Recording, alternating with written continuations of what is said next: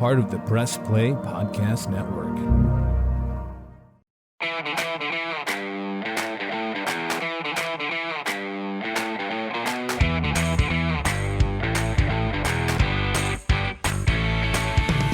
And welcome to another edition of the Red Guy and Road podcast here on the Press Play Podcast Network. Shout out to our producer extraordinaire, our guru of sound, Dave Emmert, for making sure we reach you in the podcastosphere. He does a fabulous job. When we screw up, you can't even tell when you're listening to this podcast because he makes it sound like we were perfect all the way through. So, David, thank you for what you do. We really appreciate it. And Michael Regai, good to chat with you again as we get ready for a matchup between the Cleveland Browns and the Baltimore Ravens. It's deja vu all over again, as Yogi Berra once said, Michael, when it seems like these two teams just played. Well, that's because for the Browns, they did. They played 2 weeks ago, it'll be, and the Browns came up short on the road at Baltimore, had the bye week, and they're going to play the Ravens again at home, 1 o'clock Sunday at First Energy Stadium. And Reg, we've been saying it, throughout the season, seems like a must-win game, Well, this one, there's no arguing, right? This is a must-win game for the Browns, who are in last place in the AFC North. Believe so, Kenny. There can be no other way that we can, I think, work that around other than if they have aspirations to get into the playoffs, division game, the team right now that's currently in first place in the AFC North, you better win this football game. Yeah. And, Ken, I listened to 3 times our podcast that we did the last time out when the Browns, last time they tangled with the Ravens. Right. And, maybe laugh a little bit because both you and me, we were kind of tough on the head coach and the quarterback, man. Yeah, well, they deserved it, didn't they? That's exactly right. And I'm laughing. We both certainly let it be very known how we felt about both of them and what in the hell and where in the hell that this offense has gone as you're coming down the stretch and you want it to get better. And Kenny and I really, we laid into both of them, and rightfully so. Because again, if they're going to continue, they got 5 football games to go, and it starts this week, as we know, against one of the better defenses in the National Football League. But Kenny, you can't be using that. You can't expect them to play. Baltimore's got a real good. No. Again, you want to be a playoff team. You better find a way, Kenny. To me, you better put 24, 27 points minimum on the board this week. To me, I don't know how you feel about it, but this stuff with 10 points and 13 points and 17 points, Ken, this just isn't going to get it done coming down the stretch here. Not at all. Michael, minimum for me, 21 points, 3 touchdowns. Okay, yeah. That's what I'm looking for, because we're hearing it. And during this time off, during the bye week, Andrew Berry spoke, and Baker's as healthy as he's going to be, and he's had the time to rest and rehab, and the offense is good. And no, Stefanski doesn't have to give up play calling. He's fine with what he's – so they're telling me all this bullshit that I'm listening to from them, right? Because I know that's what it is. I could smell it through the computer as I was watching it, right? Everything's fine and dandy, hunky-dory. Everybody's kumbaya, my Lord, kumbaya. They're holding hands, singing kumbaya and all that crap. But you know it, I know it, and real football people know Baker ain't 100%, not going to be 100%, hasn't played well. Stefanski's play calling as of late has been questionable. So if they can't figure it out during the bye week, and just played that team, and you're going to play them a second time, then there are major problems with the Browns head coach and the offense and the organization, for that matter, because to them, everything's fine, and their best football is ahead of them at 6-6 with 5 games to go. Well, it better be after what I heard from Andrew Berry and Kevin Stefanski during the bye week. Yeah, and I think we're both strong proponents of Andrew Berry. But Ken, I got to be honest, when I heard earlier this past week that Andrew Berry was going to speak to the media, I could keep it real short. Exactly what you just described. I knew that that's what it was going to be. And I almost wanted to say, Andrew, I really like you a lot, man. Don't do that. Right. Don't do that. But of course, that that's pie in the sky for me even thinking that, because you, exactly as you just described, you knew that's how he was going to lay it out there. And that's exactly what he did. So fine. Okay. Now we got the general manager too. That's got it out there, just like Kevin Stefanski did. Then guess what, fellas? We better see this Sunday at 1:00 then the proof and the belief to what those two gentlemen are talking about. Because they said, if we don't, then you know what, Kenny, there's no other way. There's going to have to be, and again, I know there's 5 football games. Right. If this thing doesn't get to the point where that offense is NFL efficient to allow you to win football games, Kenny, they're going to have to blow it up in the offseason then, aren't they? I'm leaning that way. They may say, well, they may come back at the end of the year, then give us this spin, Reg. Well, you know what? We might have been too confident in Baker and that the injuries weren't that serious, but they were, and it affected his play. So we're going to give him another season next year, but we're going to go get him some more weapons at the wide receiver position, which they need to do. There's no questioning that, yes. right? And so they may spin it that way. But Michael, I think the book is out on how to beat the Baltimore Ravens now, isn't it?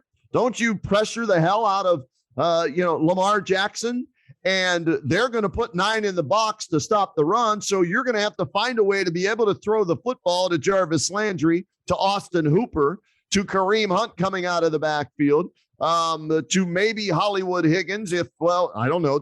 He didn't travel last game. I don't know if he plays this game. Donovan Peoples-Jones, all those guys. You're going to have to throw the ball. You have to.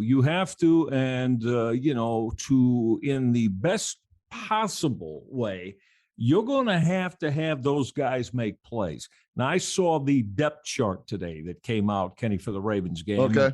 They got, it's Jarvis Landry and Donovan Peoples-Jones as the wideouts, one, and Rashard Higgins.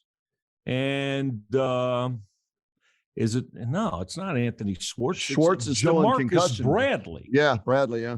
They got him at, a wideout behind Jarvis Landry, or number 2 on the depth chart. Yeah.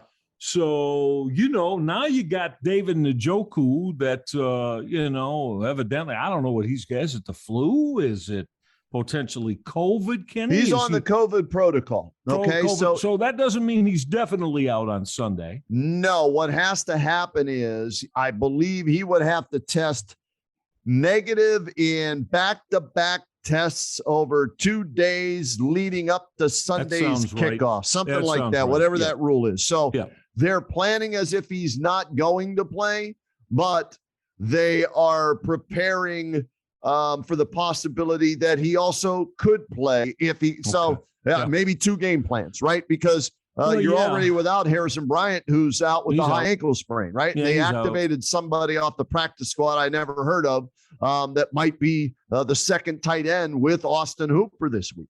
Right. And Ken, so this is almost in the form of a question to you too. Listen, I'm not so sure you're going to get a real formidable run game from the Browns this week, man.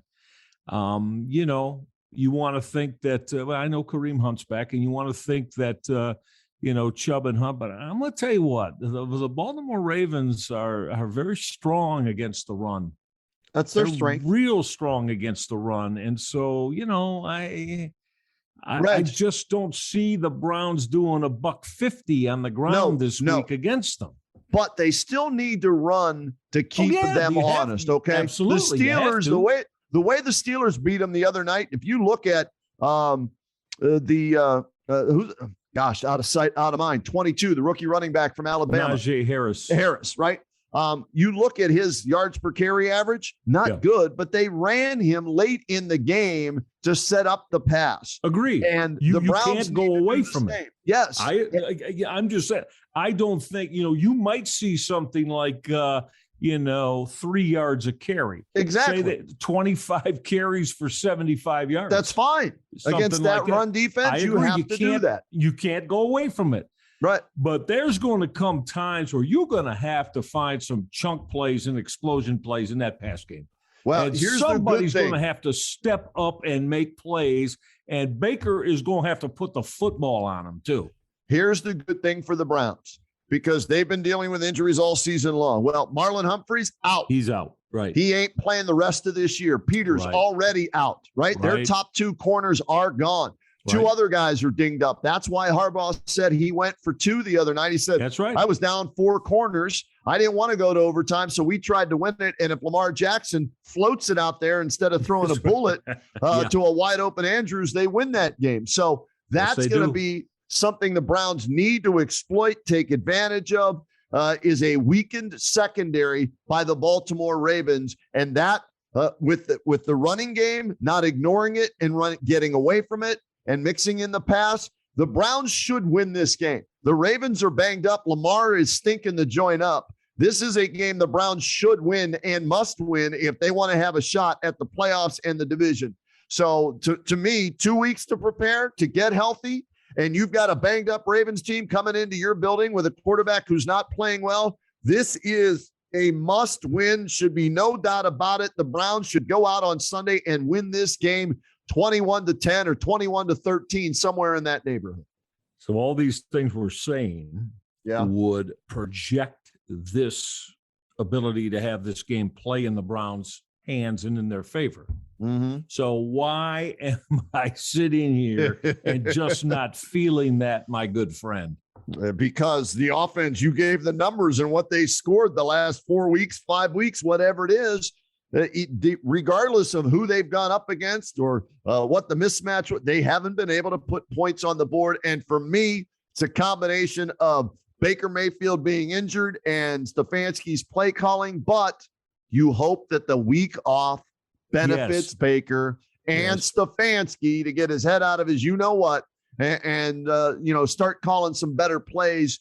And as he tells us, I've got to find ways to get those guys open. Well, you've had 2 weeks to do it, Kevin. Let's see if you can do it with a 2 week, a 2 week opportunity, right? To get ready for one game on a Sunday against the team you just played.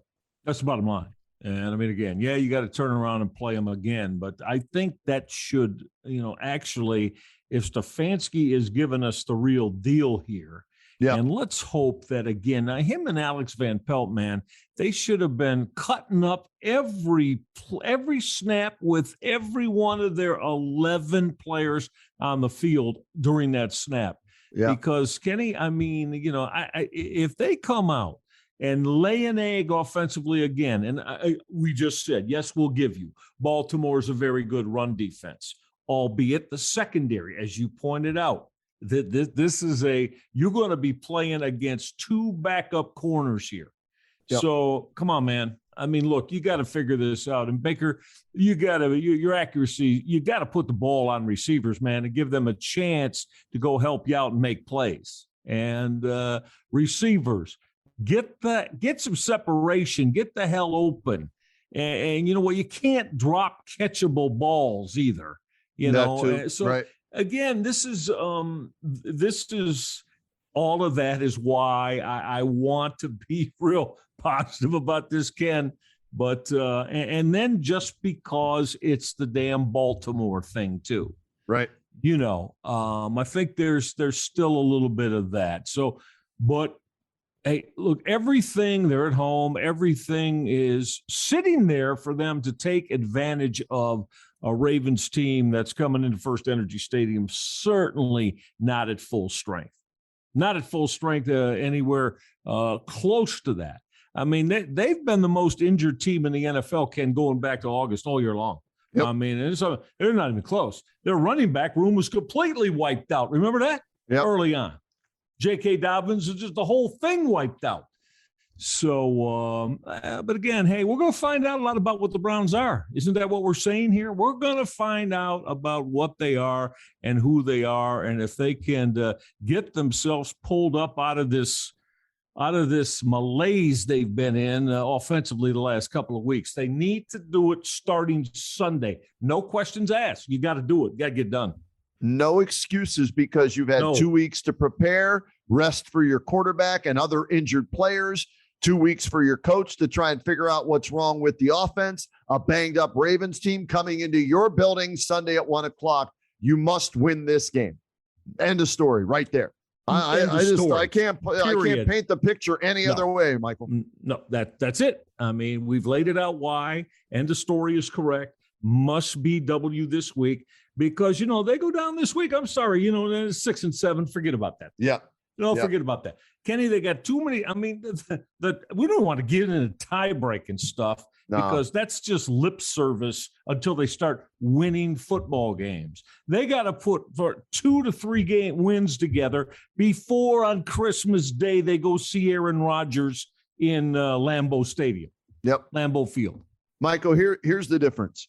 They win this week, they're a game behind the Ravens. They lose this week, they're 3 games behind the Ravens. That's how big this game is. That's 2-game swing right there. That's right. That's right. Ravens are 8 and 4, Bengals 7 and 5, Steelers 6, 5 and 1, Browns are 6 and 6. So this is a must win for them, and we'll see if they can get it done this Sunday. All right, let's get a break in, Michael. And when we come back, we're going to take a look at the college football playoff. The 4 teams are set. The spreads are out on the semifinal games that are going to be played on New Year's Eve. We'll get into all of that, but I want to remind everybody out there listening to the Reg-I and Rhoda podcast, we are powered by Northfieldpark. They're your home for live and simulcast racing. Catch the excitement of live harness racing every Monday, Tuesday, Wednesday, Saturday, and Sunday evening. Post time is 6 p.m. They're open early every day for simulcast action as well. And check this out. Saturday, December 18th is Northfieldpark's annual Santa Sack Fan Appreciation Night. Enter for your chance to win cash, gift cards, electronics, and much more. Plus, play snowball toss from 6:30 to 7:30 p.m. for a chance to win even more prizes. And if you want to give back during this holiday season, you can donate a non-perishable food item to the holiday food drive and receive a Northfieldpark gift while supplies last. The food drive will be open from 5 to 9 p.m. Free admission and free parking every day at Northfieldpark, and we thank them for being a part of the Reg-I and Rhoda podcast. We'll get a break in right now. We'll come back. We'll take a look at that college football playoff right after this.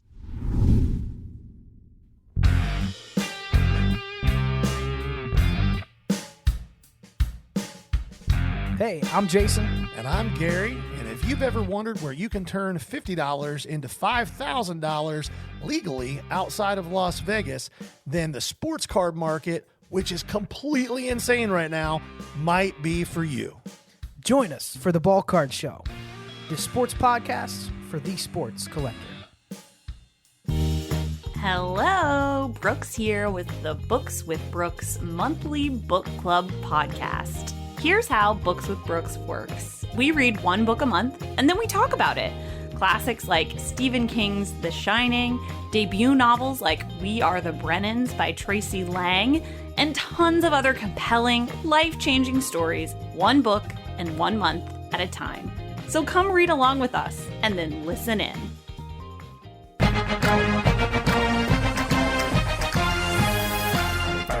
Hey, it's Tito, host of the Premier Fantasy Podcast. Get all the news and analysis you need to dominate your fantasy league. I've been doing this as long as anybody in the business. I can help give you the edge in your leagues. It's the Premier Fantasy Podcast, part of the Press Play Podcast Network.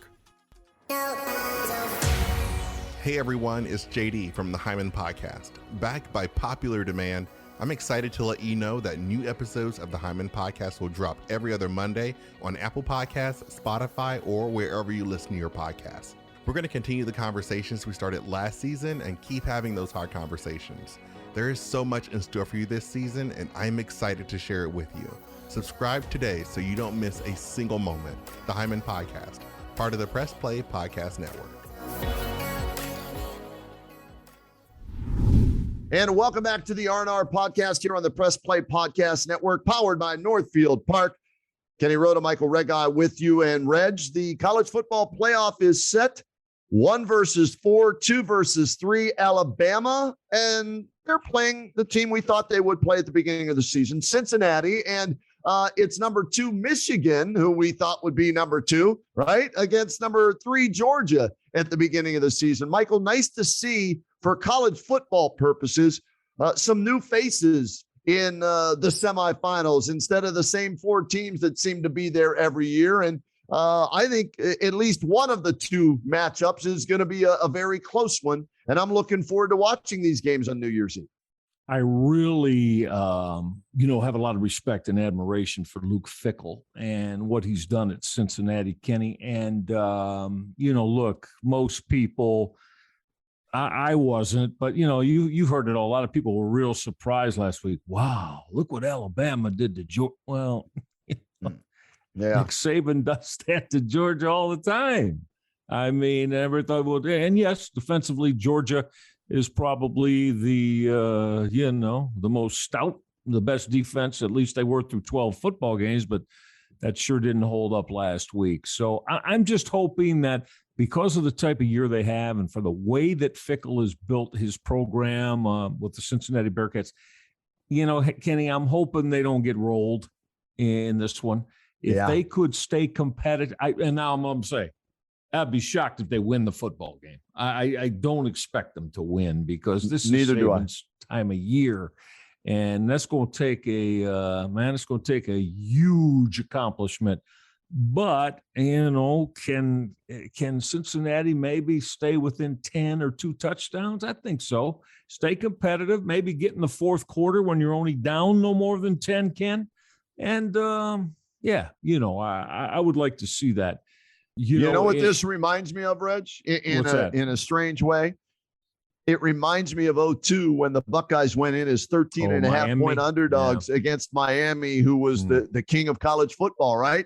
They had won 30-some straight games. They were national champs the year before, and the Buckeyes went in there, punched them in the mouth, took the lead, won in double overtime. That's right. So, I don't think Cincinnati is anywhere near as talented as Ohio State was player-wise that year. No, they're not. They're 13-point dogs going into this game. I'm like you. I hope they can find a way to keep it close. But if I'm a betting man right now, I'll give you Cincinnati in 13, and I'll take Alabama in this one. I think they're just too good. Even with Michi out, the wide receiver is not going to play. Right. I still think they're going to find a way to win that game. Yeah, I'm with you on that one. Now, Michigan, Georgia, that's, again, Michigan has, as we saw a couple of weeks ago against Ohio State, run the football. I think they're number 4 in the country in rushing offense. Yep. And they run the football significantly enough, again, to extend possessions, right? And Kenny, sometimes, in the college game, even if you're not putting points on the board with every possession, if you can a couple, 3, 4 first downs, right, and extend possessions, then maybe, your punt team should be able then to flip field position. You get your opponent maybe starting inside their 15-yard line, drives.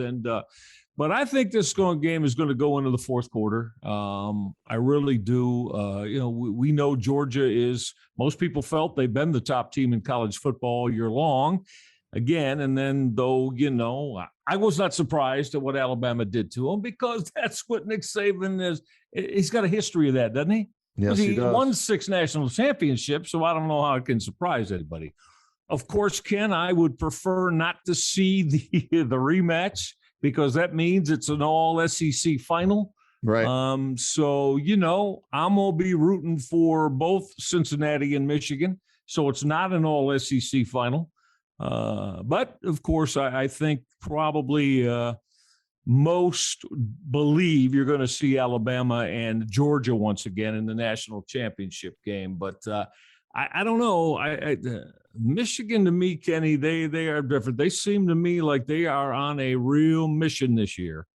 And of course, we know they've got enough talent to win games of this magnitude as we've seen throughout the course of the year. So, and they just put another complete butt whipping on Iowa the other night. So, again, we're going to find out. But, yeah, for sure. I mean, Alabama and Georgia are the favorites. Alabama big, and I think Georgia was 8 today. Favorite that's what. Give me Michigan in 8. I'll take the 8 points if I'm a betting man in Vegas. Definitely. I'll take Michigan with I think it's going to be a 1-possession game because I don't think Georgia is as good as they were made out to be, and Alabama proved that because I think they have trouble scoring the football, and Michigan's defense is very, very good.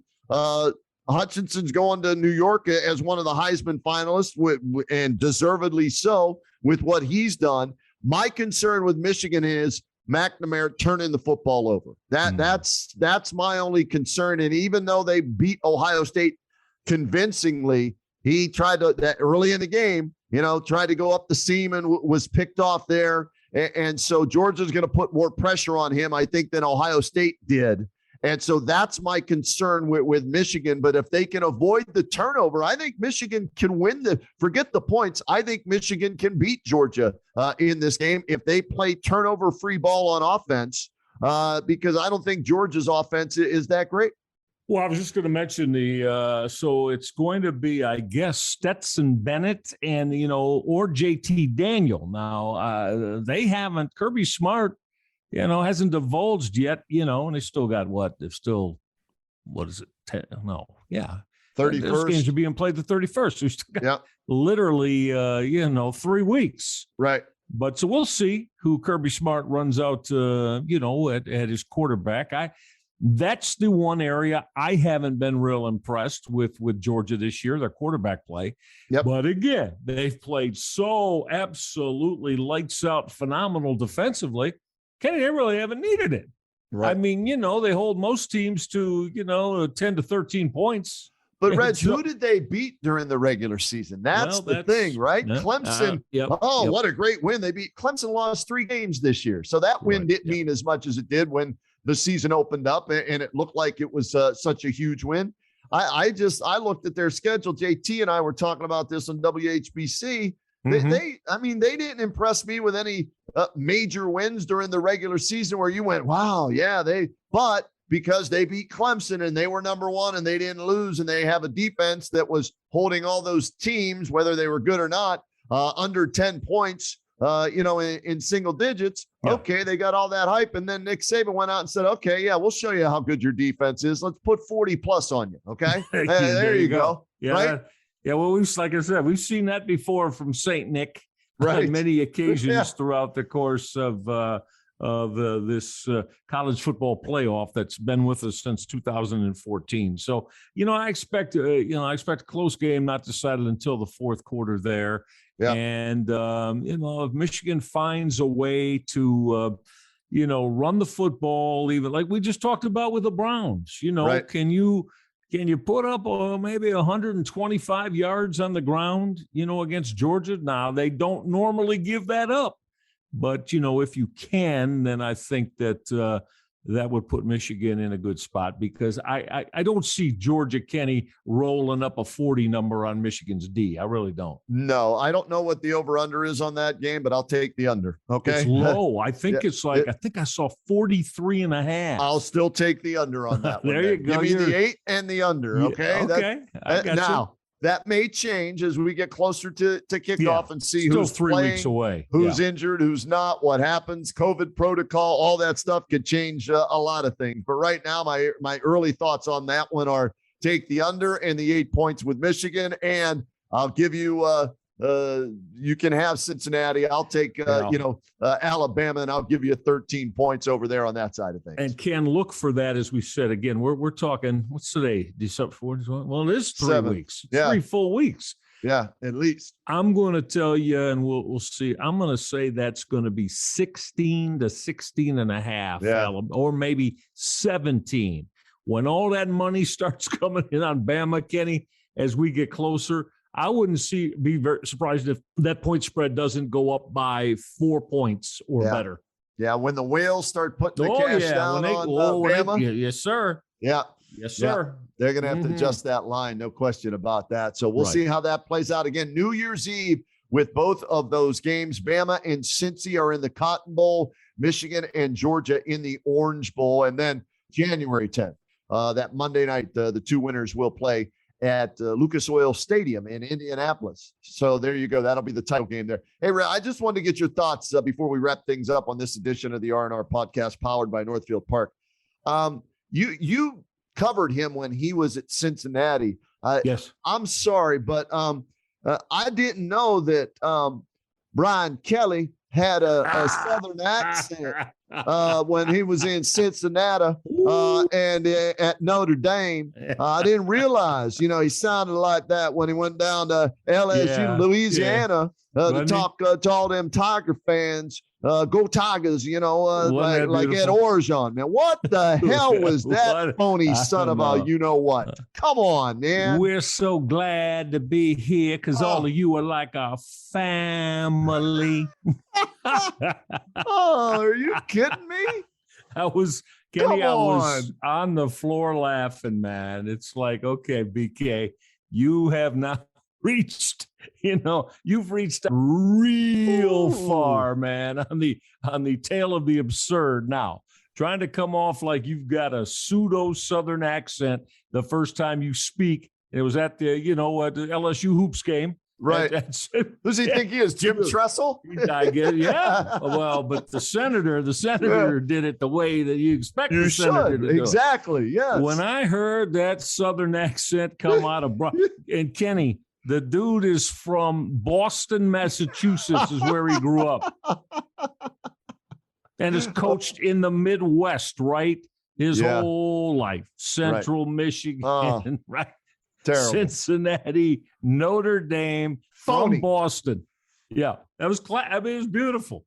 Yeah. I don't know. I wonder who told him that he might try to throw that out there and see how it sticks. Oh, he got roasted on Twitter, and deservedly so, man. Oh boy, oh Wow. boy, man. He didn't. He didn't leave Notre Dame under. But then again, he did the same thing at Cincinnati, and yes, what? he did. Hey, That's right. Hey, if he don't care, then I guess it shouldn't matter. He's able to sleep at night, and he's getting 10 years, $95 million to go down there and making more money than he would have made at Notre Dame. But it just, I think the NCAA needs to step in and say, you can't leave a team, put a rule in place. You can't leave until your team has played their absolute last game. That would be the rule I would like to see them implement. But as long as they have the early signing period in December, Michael, coaches are going to want to get the hell out so they can recruit. Right. And that's on the NCAA there. So they may have to change that and move it back to February again if they want to try and keep the coaches there through the full year. Never going to happen. They'll never be able to. NCAA will never be able to pull that off. Yeah. And that's just one of the reasons that you just pointed out. But it stinks. And remember Cincinnati? It was the night of their football banquet. Yep. When he, like, on his way, I was literally leaving the restaurant or the hall, wherever they had it in there, and he told his football team then. Yeah. And there were guys that wanted to get a piece of them. I don't blame them. The Cincinnati players. They said, get the hell out of here before we kick your ass. Yeah, absolutely. No, seriously. Yeah. I mean, he just, I don't know if his agent's telling him this or if this is just him, but man, oh man, I don't know. And look, again, I would say, like, the man's a good football coach now. No doubt. He's a damn good football coach, but I don't know what makes some of these guys think that they can just roll like this and do whatever the hell they want. Yeah. Not only did he just leave. How can you, I kind of look at 105 of those kids and he's been there in Notre Dame. He recruited every one of those young men, every one of them, and then just walks on them like that. Now, the flip side of that is transfer portal. Kids can leave him whenever they want to. So shouldn't the coach be able to leave whenever he wants to? Well, that just came into being, though, the last 2 years. Right. Yeah. He's done this for a while. The portal is just happened. I'd say he did it at Central Michigan, he did it at Cincinnati, and now he's doing it at Notre Dame. The portal came in 2 seasons ago. At least he didn't change his accent when he went from Cincinnati to Notre Dame. He didn't have to. Maybe he started working on it then, though. Yeah. Well, on my next move, in case I go down south, I'm going to start this now. Yeah. Go Tigers. Go Tigers. He's a traitor. I'm a true Tiger. He's the true Tiger, man. One team, one heartbeat. That's right. That's cool. But he had the whole college football world and everybody else laughing at him after that display the other night. No doubt about it. All right, Reds, that's going to wrap this edition up of the R&R podcast powered by Northfieldpark. We'll continue to break down Browns-Ravens after that game is over and talk more college football, some Cavaliers in the coming days and all that. So look for more of the Reg I and Rhoda podcast here on the Press Play Podcast Network.